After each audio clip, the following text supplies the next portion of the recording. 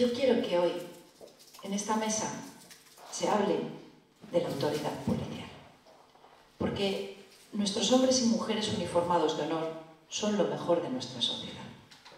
¿Cuánto amor hay que sentir por el pueblo para vestirse cada día esas benditas botas, dejar a sus familias en casa, para salir a la calle a proteger a las familias de los demás? ¿Cuánto amor hay que sentir por el pueblo y por una nación? La autoridad es la fuerza legítima de la que el Estado se dota para mantener el orden público y la seguridad, para cumplir con su obligación, porque la primera obligación de todo Estado, al margen de ideologías, es proteger al pueblo honesto. Igual que la primera obligación de todo policía uniformado, la primera obligación de todo policía uniformado es volver con vida, sano y salvo, con sus familias a su hogar después de cada día de servicio. Y esa es la máxima esencial que el mando político debe tener clara cuando dirige la política criminal en nuestro país. La primera obligación de todo agente uniformado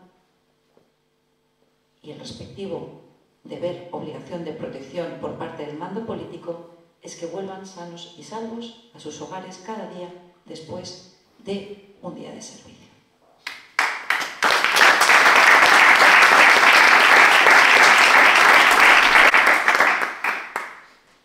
Definida así la autoridad policial, lo siguiente que tenemos que tener muy claro, y verán ustedes que yo me limito a darles breves pinceladas que voy aprendiendo desde la atalaya privilegiada que yo ocupo, de estar próxima a nuestras fuerzas y cuerpos de seguridad y a las distintas asociaciones que son de quienes yo aprendo la ciencia policial para luego intentar, a través de mi humilde altavoz, difundirla siempre que tengo ocasión.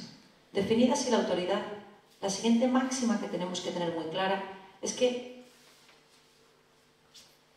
y llámenme fascista si quieren también por esto, la autoridad no se negocia, ni para Dios. La autoridad se impone. Y no hay equidistancia posible, porque o se impone la autoridad del criminal o se impone la autoridad del Estado a través de las fuerzas del orden. Porque en las calles siempre hay una autoridad presente. Si no es la autoridad del Estado a través de la fuerza legítima de las fuerzas del orden, la autoridad que rige, la autoridad que se impone, es la autoridad del delincuente. En España, la realidad actual, y a ello se ha referido Ildefonso, la realidad actual es que el delincuente percibe que el delito no tiene consecuencias. Esta es la realidad. Se percibe en nuestro país como un paraíso del crimen, porque el delito sale muy barato cometerlo. Con ello, y esta percepción se tiene no por nosotros, pueblo, sino por la política criminal que se aplica desde las distintas instituciones, ¿qué es lo que conseguimos? Incitamos a los delincuentes a seguir con su actividad criminal.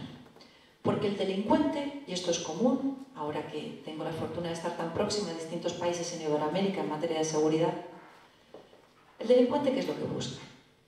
La rentabilidad de su crimen. ¿Qué significa que el crimen le salga rentable al criminal?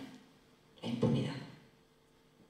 O un menor castigo, o incluso la gratuidad de su acción criminal.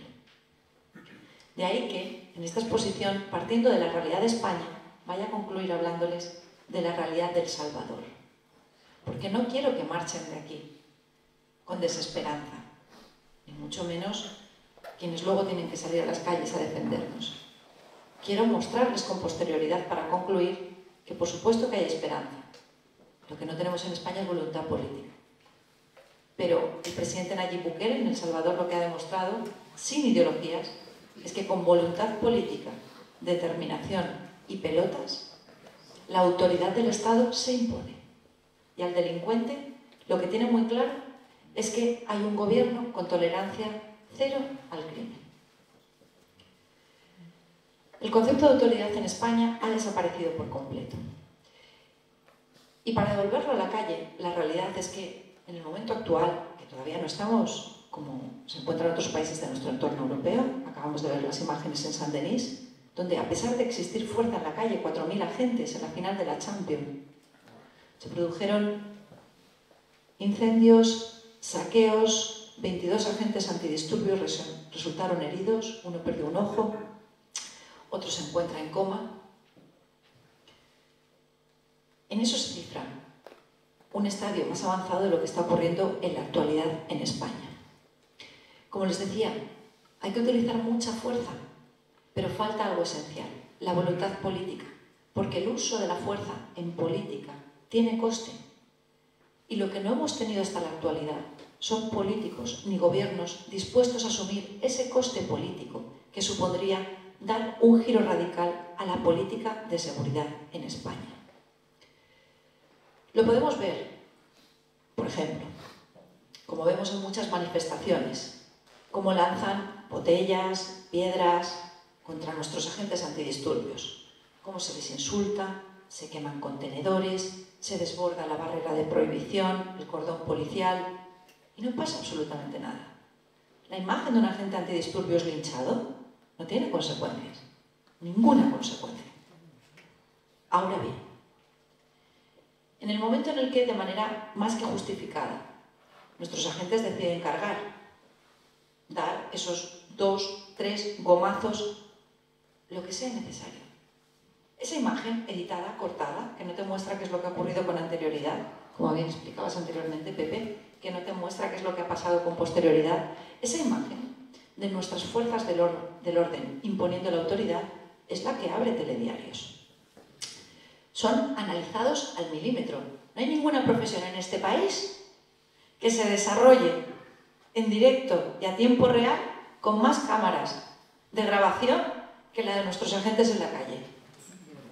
Y no se les proporciona el bodycam, la cámara de seguridad, la cámara de grabación, que es lo que ellos solicitan, específicamente en la UIP, porque son los primeros interesados en que haya una grabación completa de sus intervenciones policiales, precisamente para que no se pueda manipular y posteriormente trasladar a la opinión pública esa imagen que se da de nuestras fuerzas del orden, de nuestros leones, como auténticos matones, que es lo que se difunde especialmente por parte de un sector político en España. La realidad es que vemos a nuestros agentes completamente abandonados y sin respaldo a todos los niveles. Condenados de antemano y sujetos a juicios populares sumarísimos. Cuando esas imágenes de los dispositivos policiales abren los telediarios, ¿qué es lo que hace el político en España? Y me da igual el color. No sale a respaldar el uso legítimo de la fuerza. No sale a ponerse delante de sus hombres y mujeres de honor, de nuestros perros pastores, que arriesgan su vida cada vez que asumen una intervención policial. Lo que hace el político en España es colocarse al lado del delincuente y dar carta de naturaleza a quienes deslegitiman a las fuerzas del orden por concepto, desapoderándoles de manera paulatina, día a día, de su autoridad. Ildefonso les ha explicado cuál es el respaldo legal por sistema que tienen los bobbies en Reino Unido.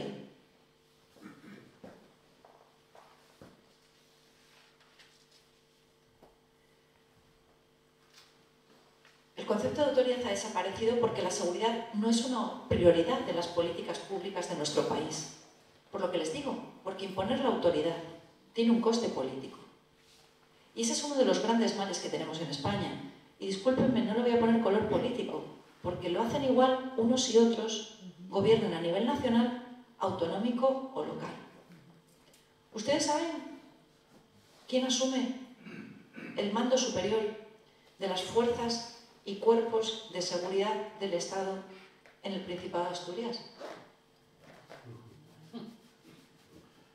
Adriana Lastra. Adriana Lastra es la máxima responsable de nuestras fuerzas y cuerpos de seguridad del Estado en el Principado de Asturias en su condición de delegada del Gobierno de España en Asturias.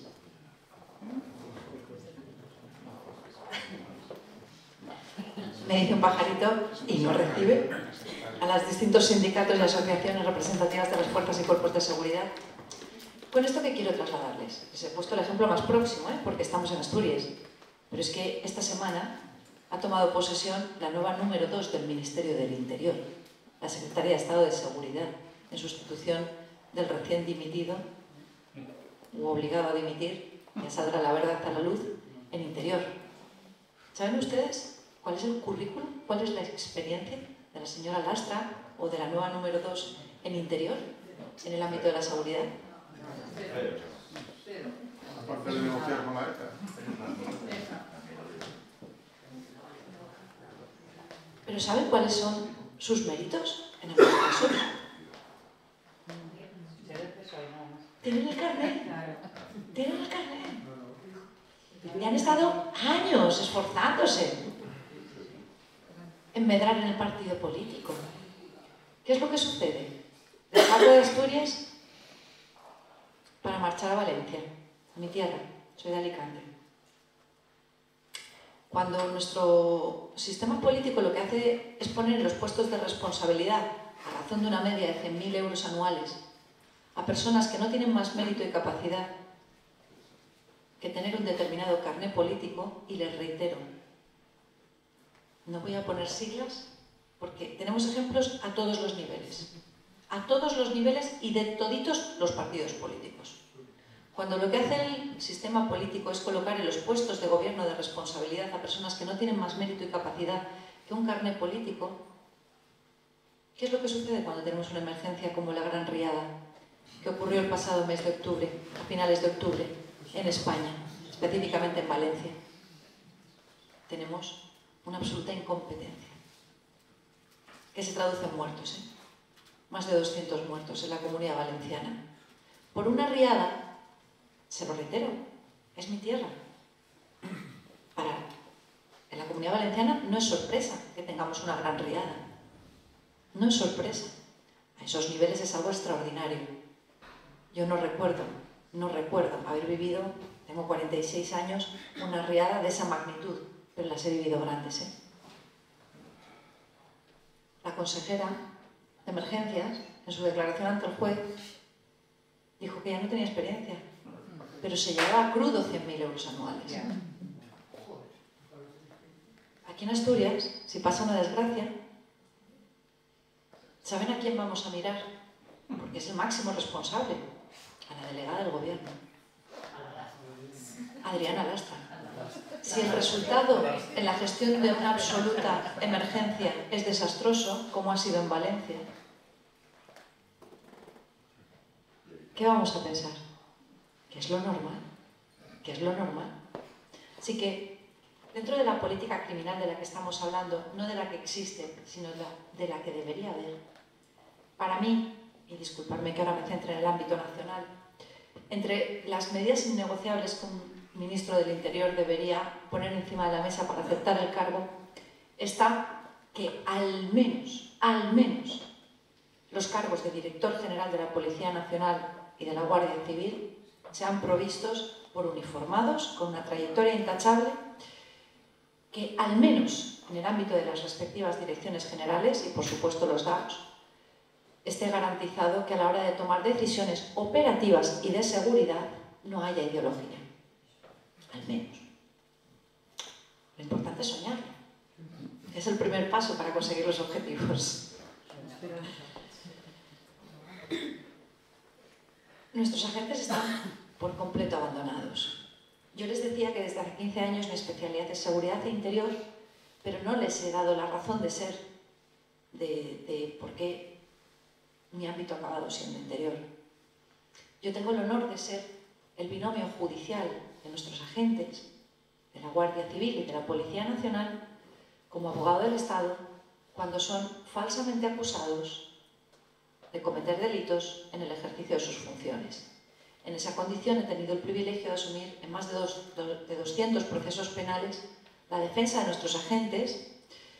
En el ámbito de la Policía Nacional, yo soy cetera, nuestra primera línea de defensa, los cetas, los que acuden a apagar cualquier fuego. Ahora soy UIPera, adicionalmente. Y en el ámbito de la Guardia Civil ha sido para mí un honor asumir su defensa cuando han sido falsamente acusados por torturas en el País Vasco, en todos los casos con resultado absolutorio. De ahí que mi especialidad sea interior.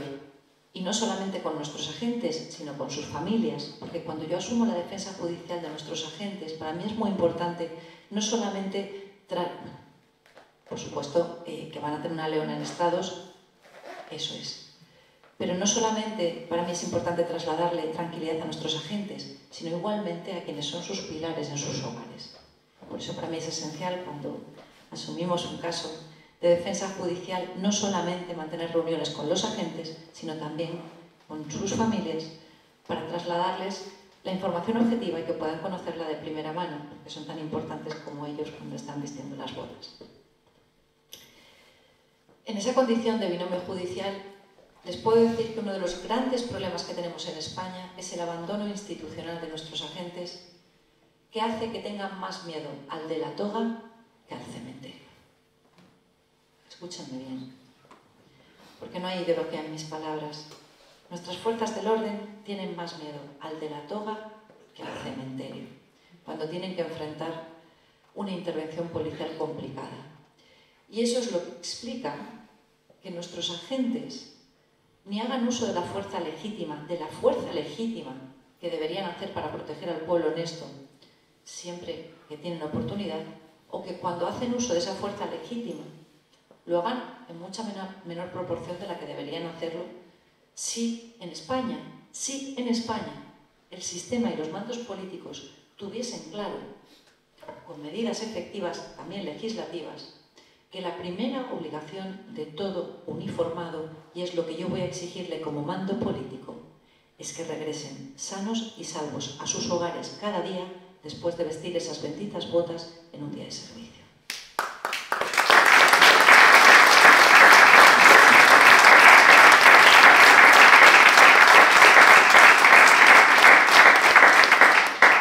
Ahora vamos con una parte complicada de la intervención, lo aviso. Pero estando presentes aquí, nuestras leonas, nuestras espartanas de Tu Corazón por Bandera, no quería dejar de poner otro ejemplo de lo que estoy explicando. Como hablábamos con anterioridad, el pasado mes de febrero, David y Miguel Ángel, dos agentes de la Guardia Civil, fueron asesinados al ser arrollados por una narcolancha en el puerto de Barbate. Ha pasado más de un año desde el asesinato de dos hombres de honor, que ahora cuidan de nosotros desde el cielo. A la fecha no se ha asumido ni una sola responsabilidad política. Nadie ha dimitido. Nadie. A pesar de que, con el avance de los días, conforme la información fue aflorando, conocimos los trágicos detalles, y es muy importante lo que ha dicho Rocío, de un asesinato que nunca tendría que haberse producido, porque hemos conocido con posterioridad su asesinato pudo haberse evitado. La cámara GoPro que llevaba uno de los agentes asesinados grabó la desesperación que nuestros agentes sufrieron ante el asedio de los narcos. No dejen de tener en mente lo que acabo de decirles. Nuestros agentes tienen más miedo al de la toga que al cementerio. Y eso explica. Disparar al aire. Van a por nosotros. Disparo. Quillo, saca el arma.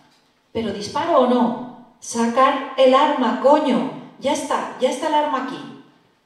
Aquí es donde da el giro. ¿Tú tienes el arma ahí o qué?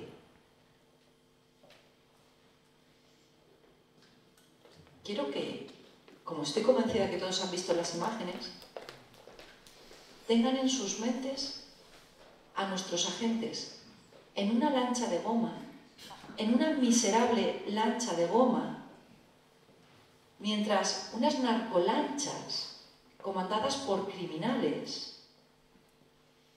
les acometían conseguir el objetivo que finalmente consiguieron: asesinarles.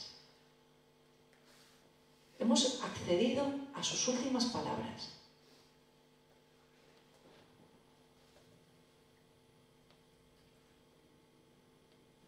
¿Qué decían nuestros agentes? ¿Sacó el arma o no sacó el arma?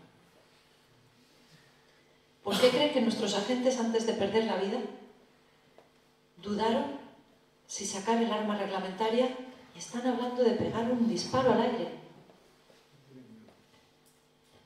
Porque nuestros agentes en ese momento, y les hablo desde la experiencia que me da el estar en contacto permanente con ellos y escuchar y aprender de sus testimonios directos, nuestros agentes en ese momento no están imaginando a sus familias yendo a verles al cementerio.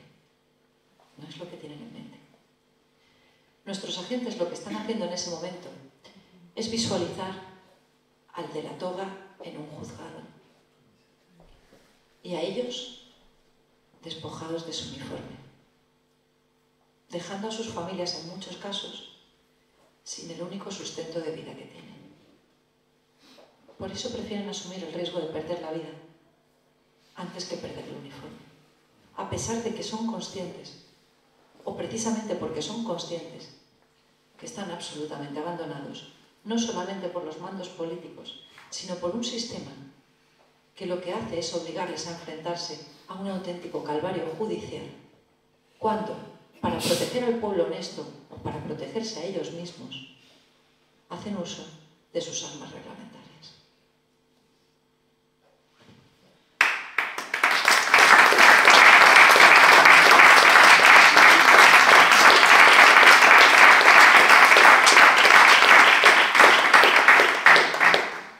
¿Qué quiero yo al frente de Interior?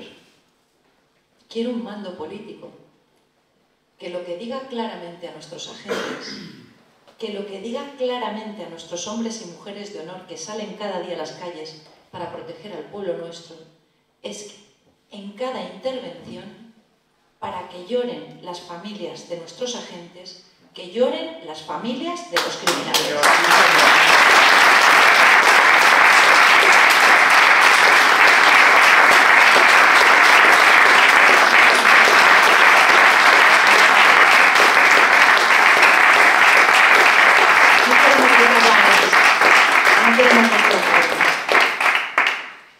Bastante dais por el pueblo.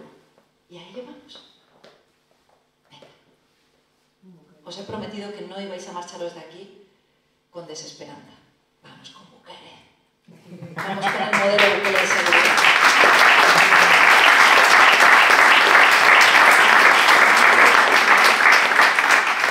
Se ha cumplido ahora justo el pasado 1 de junio, un año desde que tuve el honor de estar en la toma de posesión del presidente Nayib Bukele en El Salvador. En este último año he viajado hasta en 4 ocasiones a El Salvador, asumiendo yo todos mis gastos. No cobro ni un solo dólar. Pero porque tengo el privilegio de estar aprendiendo de los mejores en materia de seguridad. De estar aprendiendo de los mejores de manera objetiva. Porque no hay ni un solo plan de seguridad en el mundo, ni un solo plan de seguridad en el mundo que se haya demostrado tan eficaz como el modelo Bukele de seguridad, que ha conseguido transformar el que era el país más violento del mundo, en el país más seguro del hemisferio occidental. La fuerza del presidente Nayib Bukele, que hace ahora un año cuando fue elegido obtuvo el respaldo del 92% de los salvadoreños, no radica en su discurso, y eso que los tiene inspiradores como pocos escuchados. La fuerza del presidente Nayib Bukele radica en sus hechos. Bukele ha protegido al pueblo salvadoreño, porque cuando amas, proteges. Y con ello le ha devuelto la libertad. Porque, como defiende Avanza en Libertad, sin seguridad no hay libertad. Vivimos en un mundo de lobos.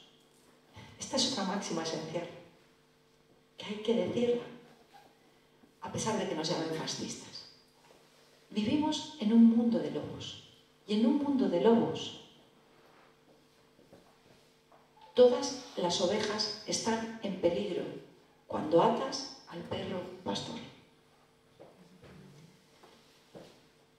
Yo quiero compartir con todos ustedes el discurso a través del cual yo, española, descubrí al presidente Nayib Bukele hace ahora algo más de un año, que es lo que me llevó a apoyar en exclusiva, porque ningún otro político lo hizo en España, la candidatura en mis humildes redes sociales de Nayib Bukele el pasado mes de febrero del año pasado. A través de este discurso yo encontré en Nayib Bukele al mando político que yo quisiera al frente de nuestros hombres y mujeres uniformados de honor.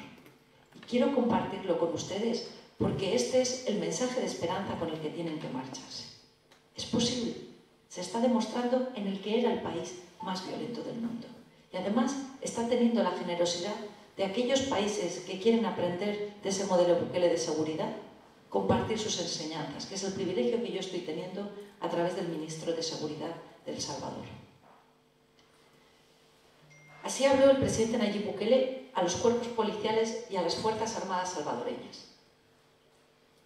Yo siempre he dicho que pocas son las carreras que requieren tener esa pasión tan grande y ese amor por el pueblo tan grande que va incluso por encima del instinto del miedo que todos los seres humanos tenemos. Porque todos los seres humanos tenemos un miedo, todos. El miedo nos hace correr, el miedo nos hace ocultarnos, nos hace alejarnos del peligro. Ustedes, fuerzas policiales y armadas, también tienen ese instinto.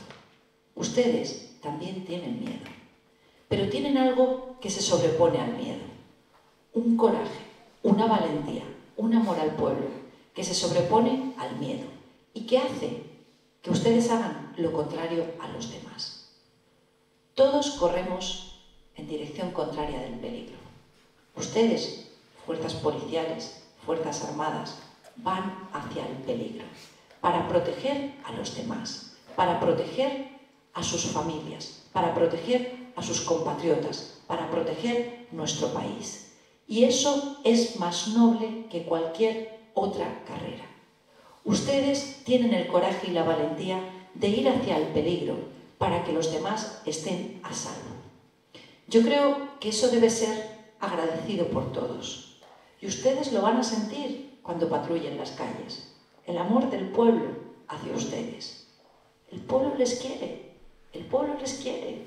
Que nadie les diga lo contrario. Los que no les quieren son los delincuentes. Los que no les quieren son los que protegen a los delincuentes y los que les protegen a ellos. Quiero decirles que lo que ustedes están dando por su patria no puede ser recompensado por nadie en el nivel que ustedes lo están dando más que por Dios. Y créanme que como presidente y como comandante general de las Fuerzas Armadas vamos a hacer lo posible para que ustedes tengan las mejores condiciones para trabajar.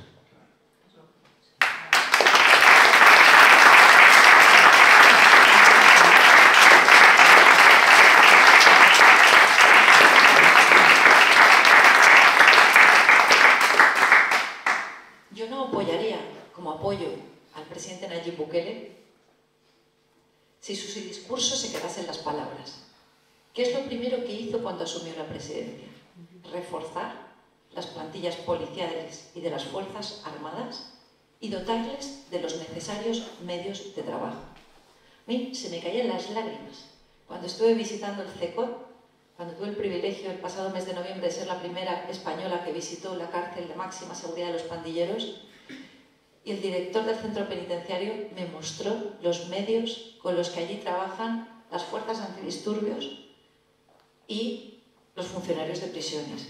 Se me caían las lágrimas de pensar en cómo trabajan aquí nuestras fuerzas del orden y nuestros funcionarios de prisiones. Es evidente que nuestras realidades nacionales son distintas. Afortunadamente, España, en la actualidad por lo menos, no es el país más violento del mundo. Esa era la realidad de la que partía El Salvador cuando asumió la presidencia Nayib Bukele. Pero el modelo Bukele de seguridad, para mí es inspiración, porque partiendo de las distintas realidades nacionales, los principios inspiradores y las distintas medidas que se han ido adoptando sí que pueden adoptarse y deben adoptarse en una política criminal que quiera poner al pueblo y los derechos del pueblo honesto en el centro de todas las políticas públicas, que es a lo que yo aspiro en España. Porque la seguridad del pueblo es el primer deber de cualquier nación.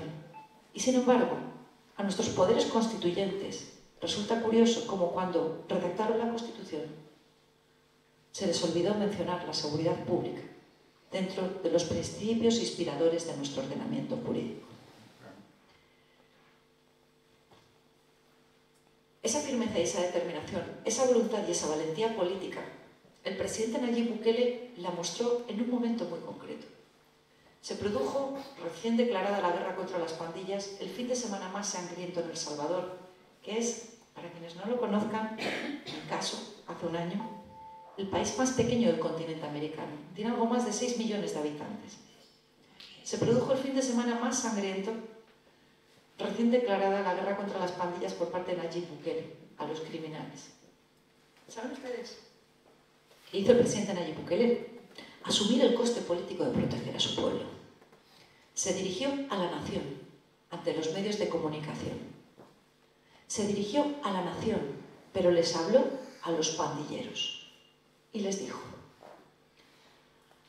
hay rumores que quieren empezar a vengarse con la gente honrada, al azar. Hagan eso y no va a haber un tiempo de comida en las cárceles. A ver cuánto tiempo duran sus homeboys allá dentro. Les juro por Dios que no comen un arroz.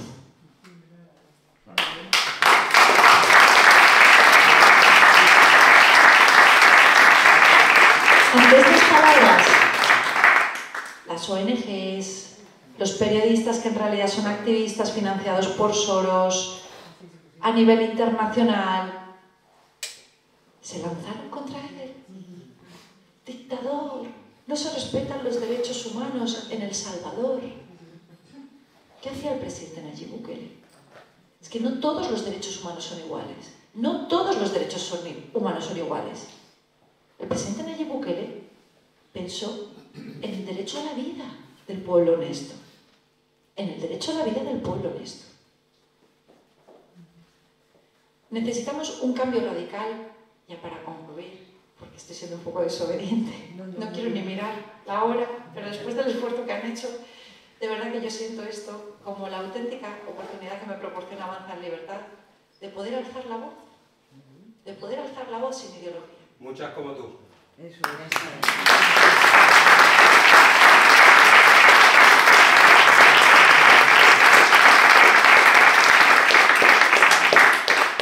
Necesitamos un cambio radical en la política criminal y en la perspectiva, que sustituya la ideología por la ciencia policial. Miren, espero que no les parezca duro lo que voy a decirles a continuación, porque dura es la jodida realidad de las víctimas de los delitos, no lo que voy a decirles a continuación. Comparto por completo cuando el presidente Nayib Bukele explica que hay monstruos a los que el Estado debe darles caza. Hay monstruos a los que el Estado debe darles caza, pero no para que cumplan pena en prisión, sino para apartarles para siempre de las calles y proteger al pueblo honesto. Para conseguir que nuestras fuerzas del orden les den caza, se sometan a un juicio, sean condenados y no vuelvan a ver la luz del día en libertad en lo que les resta de vida.